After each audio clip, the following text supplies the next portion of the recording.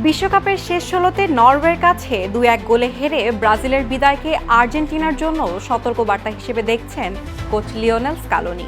মিশরের বিপক্ষে শেষ ১৬র ম্যাচের আগে সংবাদ সম্মেলনে তিনি বলেন, ব্রাজিলের মতো শক্তিশালী দলও টুর্নামেন্ট থেকে ছিটকে যেতে পারে, তাই কোনো প্রতিপক্ষকে হালকাভাবে নেওয়ার সুযোগ নেই। স্কালোনির মতে নরওয়ের বিপক্ষে ম্যাচের শুরুতে এনরিক সহজ সুযোগটি কাজে লাগাতে পারলে ফল ভিন্ন হতে পারত।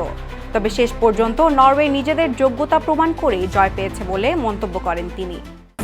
আমাদের উঠে দাঁড়াতে হবে, স্পিড সকল অন্যায়ের বিরুদ্ধে রুখে দাঁড়ানোর এনার্জি পার্টনার।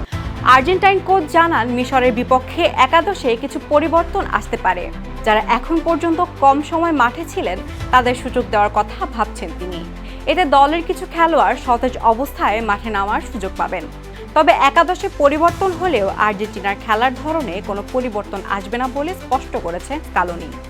তার দাবি, দলের মূল কৌশল একই থাকবে এবং খেলোয়াড়দের শারীরিক অবস্থার বিষয়টি বিবেচনা করেই সিদ্ধান্ত নেওয়া হবে।